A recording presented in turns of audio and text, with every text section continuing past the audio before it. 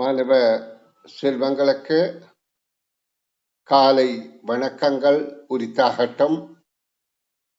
அன்பு குழந்தைகளே, நாங்கள் 2023ஆம் ஆண்டு அரச பரீட்சைக்காக தயாராகி கொண்டிருக்கின்றோம். இந்த வகுப்பில் இருக்கிற அனைத்து மாணவர்களுக்கும் உரிய முக்கிய நிபந்தனை, நீங்கள் காணொளியில் இருத்தல் வேண்டும். அதாவது வீடியோ போட்டிருக்க வேண்டும். போடாத பட்சத்தில் நான் வகுப்பில் இருந்து உங்களை ரிமூவ் பண்ணினால் நீங்க அதற்குரிய காரணம் அதுதான் என்பதை புரிந்து கொள்ளுங்கள். என்ன காரணம் என்றால், நாங்கள் படிக்கிற காரியம்தான் செய்கிறோம். அப்ப நாங்க அதுக்கு அதாவது சரியான ஒழுங்குமுறையிலே இருந்தால்தான் கற்கக்கூடியதாக இருக்கும். அடுத்த பிள்ளைகள், நாங்கள் இன்று 2023ஆம் ஆண்டு அரச பரீட்சை தாள்ல 13வது வினாவிலே இருந்து பார்வையிட போறோம். நான் இப்பொழுது உங்களுக்கு அந்த பக்கத்தை காண்பித்து விடை காணுகின்ற நுட்பத்தை, அந்த பக்கத்தில் இருக்கிற கேள்விகளுக்கு எவ்வாறு விடை காண்பது என்ற விளக்கத்தை தரப்போறேன்.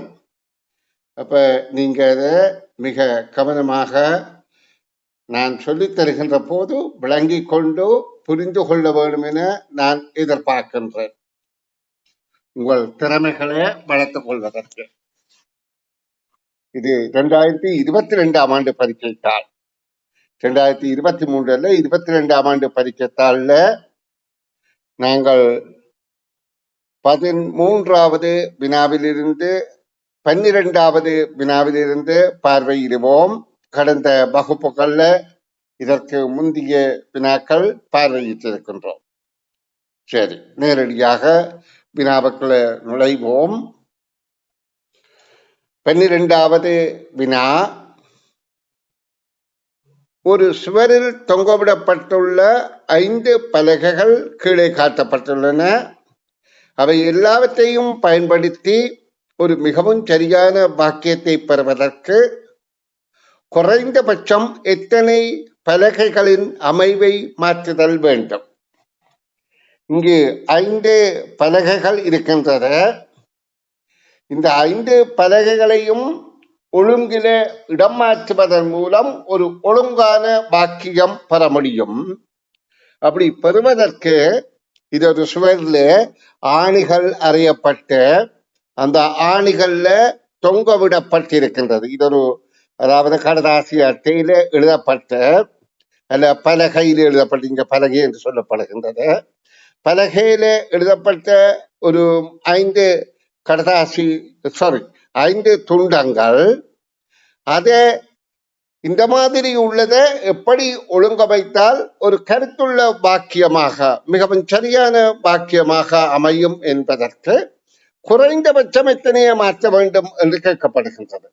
அல்லாவிட்டா நாங்க 5ஐயுமே கலட்டி போட்டு திரும்ப ஒன்றொன்றா 5ஐயும் வைக்கலாம். ஆனா 5ஐயும் அப்படி வைக்கிறதோ இல்லை 4 வைக்கிறதோ இல்லை, குறைந்தபட்சம் எத்தனை என்பதுதான் இந்த கேள்வி. அப்ப அப்படியான கேள்விக்கு நாங்கள் என்னென்று விட காணணும் என்றால், இதே ஒரு தகவல் ஒழுங்கமைப்பு தான். அப்ப இதுக்கு என்ன செய்யணும்? நாங்கள் இது இந்த வாக்கியத்தின் பயனிலேயே இறுதியா போட்டு, ஏழுவாய முன்ன போட்டு, மற்ற செய்யப்படுபொருள நடுவில போட்டு இந்த வாக்கியத்தை ஒரு பூரண வாக்கியமாக நாங்கள் எழுதி கொள்ள வேண்டும். எழுதிட்டு எந்த அட்டைகள், எந்த பலகைகள் சரியான இடத்துல நிக்குது, எவை அப்படி ஒழுங்கா இல்லையோ அதை இடம் மாற்ற வேண்டும். அப்ப எங்களுக்கு தெரிகின்றது நடைபெறுகின்றது என்பது பயனிலை சொல். அப்ப அதை நாங்கள் ஒரு வாக்கியம் என்றால் இதுல நடைபெறுகின்றது என்றதை பின்னால போடணும். அடுத்ததாக, எது நடைபெறுகின்றது? எமது பாடசாலை, எமது பரீட்சை. அப்ப எமது பரீட்சை என்பதற்காக எமது இங்கு போடுகின்றோம். எமது எந்த பரீட்சை? புலமை பரிசில் பரீட்சை. அப்ப புலமை பரிசில் பரீட்சை, அதாவது எமது புலமை பரிசில் பரீட்சை. வாக்கியத்தை நன்றா புரிச்சு கொள்ளுங்க. எமது புலமை பரிசில் பரீட்சை இப்பொழுது நடைபெறுகின்றது என்று ஒழுங்கில தான் இது வர வேண்டும். அப்ப இது நாங்க பார்க்கணும்.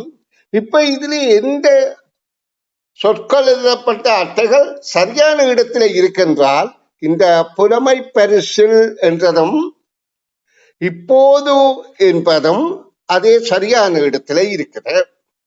அப்ப இதுல மாற்றப்பட வேண்டியது எமது என்று ஒன்று மாற்றப்பட வேண்டும், பரீட்சை என்ற ஒன்று மாற்றப்பட வேண்டும், நடைபெறுகின்றது என்ற ஒன்று மாற்றப்பட வேண்டும். அப்ப 5 சொல் பலகைகள்ல 2 சரியாக இருக்கின்றது. அப்ப 3ஐ தான் மாற்ற வேண்டும். ஆகவே குறைந்தபட்சம் மாற்ற வேண்டியது எத்தனை என்ற கேள்விக்கு விடை 3. இப்ப இந்த மாதிரியான இடங்களை நான் உங்களுக்கு என்ன சொன்னேன், இந்த தகவலை ஒழுங்கமைப்புகிறதுக்கு ஒரு வாக்கிய அமைப்பை நாங்க புரிந்து கொள்ளணும். வாக்கியத்தில கூற எழுவது எழுவாய். என்னத்தை கூற எழுதுகின்றது? எமது பாடசாலை. அப்ப எமது பாடசாலை தான் எமது பாடசாலை புலமை பரிசில் பரீட்சை. அப்ப எமது என்பதுதான் இங்க முக்கியம் பெறுகிறது. இங்க பாடசாலை என்று சொல்ல. அப்ப எமது என்பது வாக்கியத்தை கூற எழுவது, அடுத்த கூறி முடிப்பது பரீட்சை நடைபெற போகிறது. அப்ப நடைபெறுகின்றது, கூறப்படுவது பரீட்சை. அப்ப அதற்கேற்ற முறையில் நாங்கள் ஒழுங்குபடுத்தி கொண்டு போனோம். ஒரு வாக்கியம் என்றால் கூற எழுவது எழுவாய், கூறி முடிப்பது பயனிலை, கூறப்படுவது செய்யப்படப்படும். அந்த 3 பகுதிகளையும் ஒழுங்குபடுத்தி விட்டால் அதை விட இணைந்து வர சொற்கம் வாக்கியம் பூரணமாகும். அப்ப நாங்கள் பார்த்தோம், இங்கே 2 சொற்கள் அது இருக்க வேண்டிய இடத்திலே இருக்கின்றன, மீதி 3 தான் இடம் மாற்ற வேண்டும். அப்ப கேள்விக்கான விடை 3 என்பது ஆகும். விரைவாக விடையளிக்க வேணும். பரீட்சையில நேரத்தை விரயம் செய்ய முடியாது. சரி, அடுத்த கேள்வியை பாருங்க. 4 கோலங்கள் வீதம் இடம்பெறும் 3 உருக்கள் கீழே தரப்பட்டுள்ளன. இங்க 3 உருக்கள் தரப்பட்டிருக்கிற, ஒவ்வொன்றிலேயும் 4 கோலங்கள் இருக்கின்றது. 1 2 3 4, 1 2 3 4, 1 2 3 4 கோலங்கள் வீதம் உள்ள 3 உருக்கள் கீழே தரப்பட்டுள்ளன. உரு 2 இருக்கும். இந்த உரு 1 2 இருக்கின்றது. உரு 3 இல்லாததும் இந்த உருவில இல்லாததுமான கோலம் யாது? அப்ப நாங்க இந்த 4 கோலத்தையும் ஒவ்வொன்றா பார்த்து கொண்டிருக்கிறத விட விடையை கொண்டு விரைவாக நாங்க எது அப்படி இல்லாம இருக்குன்னு பார்ப்போம். அதான் இலகுவான வழி, குயிக்கா, அதாவது விரைவாக பரீட்சை வினாக்கு விடையளிக்கிறது. அப்ப முதலாவது வினாவை நாங்கள் பார்க்கணும். இந்த விடை சரியாண்டு பார்க்கறதுக்கு முதலாவது 2வதுலயும் இது இருக்காண்டு பார்த்தால் இது வேறு அமைப்பு, இது அல்ல. அப்ப இது 2வதுல இருக்குது, ஆனா 3வதுல அந்த வேறு அமைப்பு இருக்குது. ஆனால் அப்ப இது தவறை, இந்த விட தவறானது. இனி நாங்க 2வதை பார்த்தால் இந்த முக்கோணம் இங்கே இருக்கின்றது, முக்கோணம் இங்கே இருக்கின்றது, இங்கேயும் இருக்கின்றது. அப்ப இங்க இல்லாம இல்ல இருக்கணும். அப்ப இந்த விடையின் தவறு. அப்ப 3வது விடையை இப்ப பார்க்க போறோம். 3வது விடை இங்க இருக்கின்றது, இங்க இருக்கின்றது, இங்கே அப்படி இல்லை. இந்த உரு அங்க இல்ல 3வதுல. ஆகவே கேள்விக்கான விடை 3வது என்பது ஆகும். நன்று மாணவ செல்வங்களே, இப்ப நான் விளங்கப்படுத்துகின்ற போது நீங்கள் கவனமாக புரிந்து கொண்டால்தான் அரச பரீட்சையை இலகுவாக வெற்றி கொள்ள முடியும். அல்லாமல் நீங்க சும்மா ஒரு பொம்மை மாதிரி இதை பார்த்து கொண்டு இருப்பீர்களா இருந்தால் அதுல ஒரு பயனும் இல்லை. கற்கிற ஆர்வம் உங்களிடம்தான் இருக்கணும். சரி, இனி அடுத்த கேள்வியை பார்ப்போம். தரப்பட்டுள்ள இலக்க உருவில், இதான் இலக்கங்கள் கொண்ட உரு, இந்த உருவில் கீழ் நோக்கி அல்லது கிடையாக, கீழ் நோக்கி என்றால் இப்படி, அல்லது கிடையாக என்பது இப்படி அப்ப மூன்று நிரலும் நிரல் 1 2 3 இருக்கின்றது, நிரை 1 2 3 3 4 இருக்கின்றது. அப்ப கீழ் நோக்கி என்பது மேலிருந்து கீழ் என்றால் நிரல் அல்லது கீழிருந்து மேல். நிரை என்பது இடமிருந்து வலம் அல்லது வலமிருந்து இடம். அப்ப இப்படியாக நிரலாகவோ அல்லது நிறையாகவோ, அதாவது தரப்பட்டுள்ள உருவில் கீழ்நோக்கி அல்லது கிடையாக அடுத்தடுத்து இருக்கும் இலக்கங்களின் மொத்தம் 9 வரக்கூடியது. அடுத்தடுத்து வருகின்ற இரு இலக்கங்களையும் கூட்டினால் மொத்தம் 9 வர இருக்குமாறு இலக்கங்கள் இடப்படும் சந்தர்ப்பங்களின் எண்ணிக்கை யாது? எத்தனை சந்தர்ப்பம் 2 அடுத்தடுத்து வர இரு இலக்கங்களை கூட்டினால் 9 வரும் என கேட்கப்படுகின்றது. அப்ப நாங்க மேலிருந்து கீழ் முதல் கேட்டபடியால் அதை பார்ப்போம். 8 ஒன்றும் 9, 6 3 9, வேற இங்க 7 2 9. அப்ப எங்களுக்கு தெரியுது மேலிருந்து கீழாக 3 இருக்கின்றது. மேலிருந்து கீழாக 3 இருக்கின்றது. அப்ப நாங்க அதையும் ஒரு இடத்துல குறித்து வைத்துக் கொள்வோம். மேலிருந்து கீழாக 3. இனி நாங்கள் நிறையாக இடமிருந்து வலமாக பார்ப்போம் எத்தனை இருக்கின்றது. நிறையாக முதலாவது 9, 8 ஒன்றும் 9, 5 4 9, 3 6 9, 6 3 9. அப்ப இதுல மொத்தம் 5 இருக்கின்றது. அப்ப இதுல இருக்கிற மொத்த எண்ணிக்கை எவ்வளவு என்றால் 8. அப்ப கேள்விக்கான விடை 8. சரி, இனி அடுத்த வினாவுக்கு நுழைவோம். அடுத்த வினா, ஒரு கடிகாரத்தில் நேரம் 4:30 ஆகும் ஆகும். அப்ப 4:30 ஒரு கடிகாரத்தை சும்மா கீறிக்கொள்வோமே. இப்ப 4:30 என்றால் நிமிட கம்பி 6ல நிற்கும், மணிக்கம்பி 4க்கும் 5க்கும் இடையில நிற்கும். இங்க 4 இருக்கு, இங்க 5 இருக்குன்னு வைத்துக் கொள்ளுங்க, இங்க 3 இருக்குன்னு வைத்துக் கொள்ளுங்க. அப்ப 4க்கும் 5க்கும் இடையில தான் மணிக்கம்பி நிற்கும். இப்பதான் 4:30. அப்ப இங்க என்ன சொல்லுது, ஒரு கடிகாரத்தில் நேரம் 4:30 ஆகும். 4:30, ஓகே. அவ்விடத்திலிருந்து நிமிடமுள், இந்த நிமிடமுள் ஆனது இங்க இருக்கிற இதான் நிமிடமுள். இந்த நிமிடமுள் 6 தடவைகள் மணித்தியால முள்ளை கடந்து, இந்த நிமிடமுள் பலம் சுழியாக இப்படி சுற்றி சுற்றி சுற்றி சுற்றி சுற்றி சுற்றி 6 தடவைகள் நிமிடமுள்ளை கடந்த பின்பு அது, அதாவது நிமிடமுள்ளை கடந்து 12ஐ நோக்கி இருக்கும் போது, இதான் 12, இங்க 12ஐ நோக்கி இருக்கும் போது அக்கடிகாரத்தின் நேரம் யாது? இப்ப இங்க சிந்தனைக்குத்தான் முக்கியத்துவம், சிந்தித்துத்தான் விடையளித்தல் வேண்டும். இப்ப பாருங்க, முதல்ல கடிகாரம் இருப்பது 4:30. அப்ப மணித்தியால கம்பி இருப்பது இங்க, நிமிட கம்பி இருப்பது இங்க. அப்ப எனக்கு தெரியுது இது 4:30. அடுத்த இப்ப முதல் இருக்கிற நிலை தான் அது. அடுத்தது இப்ப மணிக்கம்பிய நிமிட கம்பி தாண்டி விட்டது. அப்ப இதை முதலாவதாக எண்ணிடாது.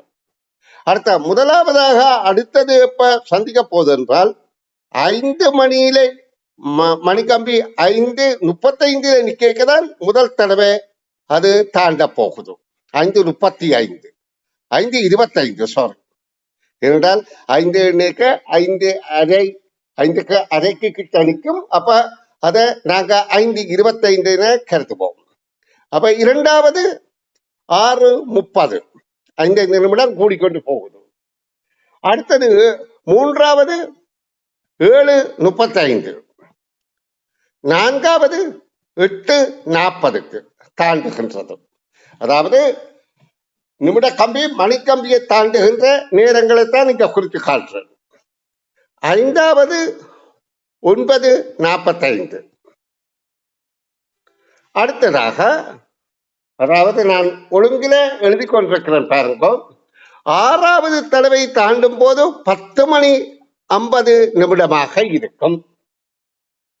அப்ப 50 தாண்டின பிறகு அது போய் அதாவது நிமிடக்கம்பி பந்தலை நோக்கி இருக்கிற போது நேரம் 11 மணியாக இருக்கும். அப்ப கேள்விக்கான விடை 11 என்பது ஆகும்.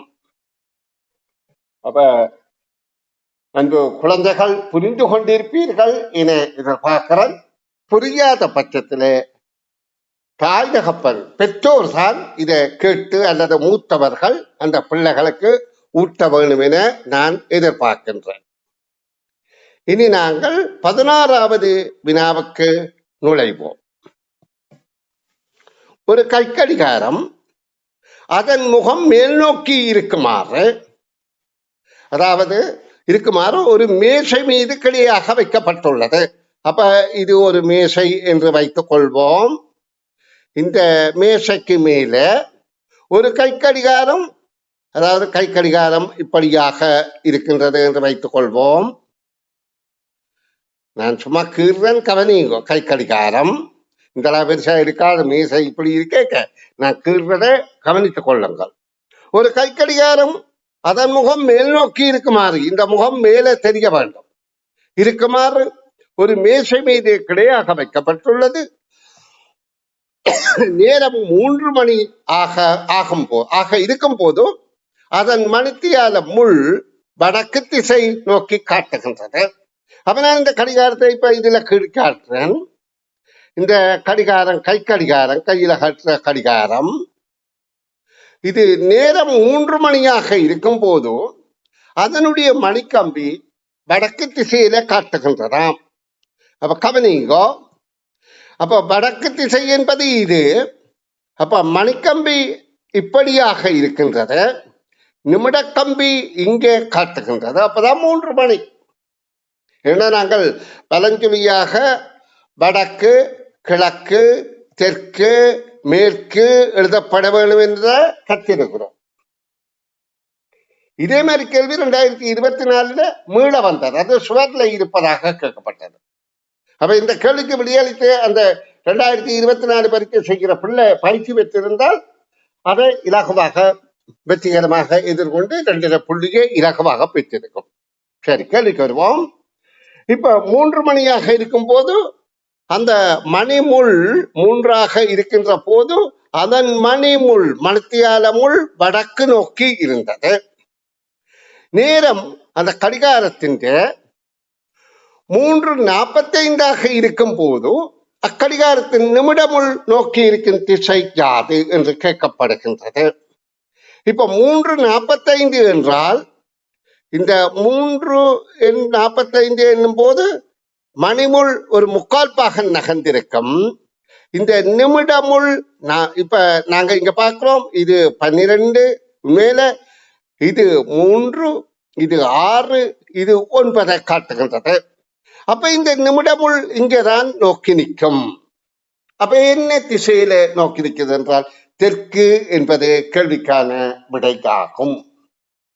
3:45 இருக்கும் போது இந்த கடிகாரத்துல மணிமுள் தான் முதல்ல வடக்கு திசை நோக்கி இருக்கு, நிமிடமுள் அல்ல. அப்ப இது இப்ப காணப்படுற நேரம் தெற்கு, சாரி, அது காணப்படுற நேரம் 3:45 காணப்படுகின்ற நேரம் 3 தெற்கு திசை. நேரம் திசை யாது என்பதுதான் கேள்வி.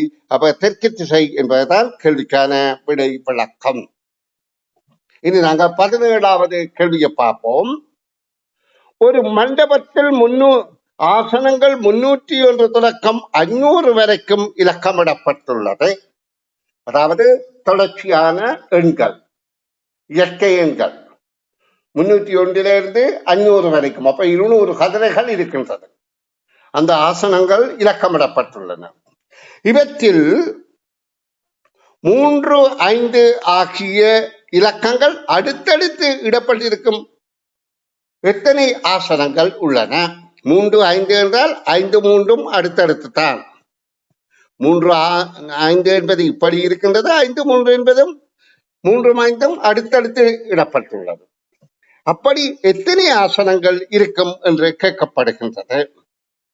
அப்ப நீங்க கவனிங்கோ. இதுல இது 300க்கு பிறகு 335 என்கின்ற போது இங்கே 3 5 இருக்கின்றது. 335. அடுத்ததாக ஒரு தடவை இருக்கின்றது 335ல 3 5 அடுத்தடுத்து.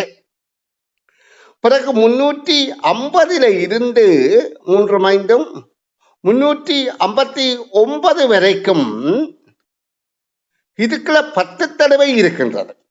இந்த எண்களை கவனத்தில் கொள்ளுங்க. 350ல இருந்து 59 வரை என்றால் 10.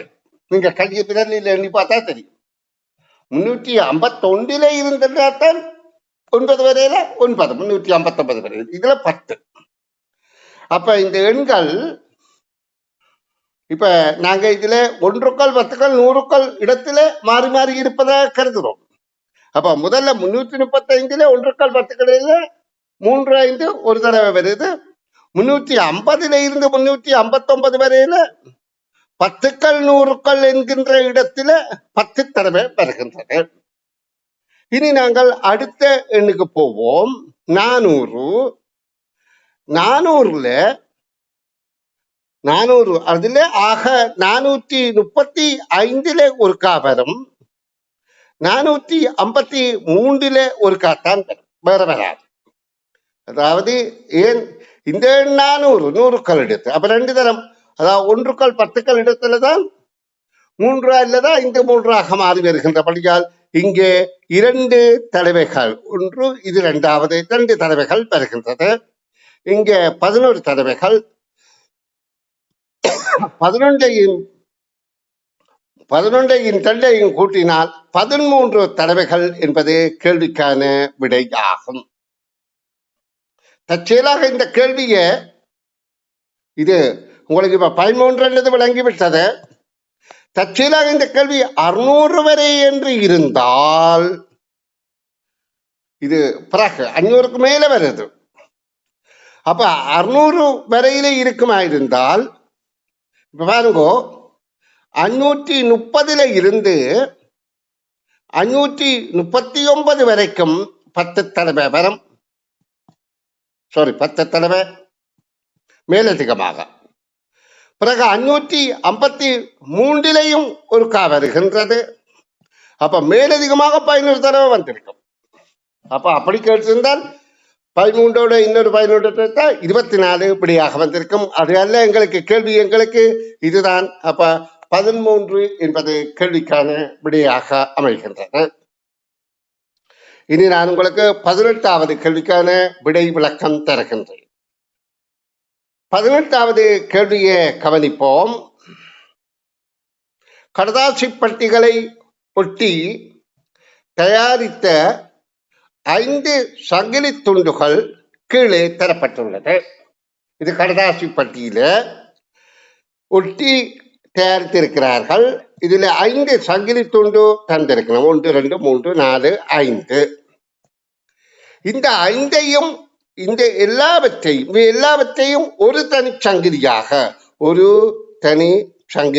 ஒன்றுக்கு ஒன்று இணைந்தபடி தனி சங்கிலியாக, ஒரே சங்கிலியாக, அதாவது ஒரு தனி சங்கிலியாகத்தானே ஒழிய அது ஒரு மாலையாக என்று கேட்கப்படவில்லை. ஒரு தனி சங்கிலியாக தயாரிப்பதற்கு கலர்ச்சி ஒட்டப்பட்ட வேண்டிய கடதாசி பட்டி வளையங்களின் குறைந்தபட்ச எண்ணிக்கையாகும். அப்ப இது ஒரே சங்கிலியாக ஒட்ட வேண்டும். ஆனா குறைந்த எண்ணிக்கையைத்தான் கலர்ச்சி ஒட்ட வேண்டும். அப்ப ஒட்ட வேண்டிய சந்தர்ப்பங்கள் நாங்கள் இப்ப சும்மா சாதாரணமா பார்த்தால் ஒட்ட வேண்டிய சந்தர்ப்பங்கள் 1 2 3 4 என இருக்கின்றது. அப்ப 4 என்ற விடி எழுதுவோமா என்றால் தவறு. அப்ப நாங்க இந்த ஒவ்வொன்றிலையும் இதையும் கலட்டி என்று விடையளிப்போமாக இருந்தால் அது தவறு. அப்ப இதுல சூக்ஷ்மமாக குறைந்த எண்ணிக்கை என்று கேட்கப்பட்டபடியால் இந்த 3ஐயும் தனித்தனியாக கலட்டினோமாயிருந்தால் இதிலே 1 இணைக்கலாம், இதிலே 2வது இணைக்கலாம், இதிலே 3வது இணைக்கலாம். அப்ப கேள்விக்கான விடை 3 என்றால்தான் சரி. நன்றாக புரிந்து கொள்ளணும். இனி 19வது வினாவுக்கு விடை விளக்கம் தருகின்றேன். கோலத்துக்கேற்ப இதில் ஒரு கோல மாறுபாடு நடந்து கொண்டிருக்கின்றது. வினாக்குறி இடத்துக்கு பொருத்தமான ஒரு ஜாதி இதில் எது வினாக்குறி இடத்துக்கு வரும்.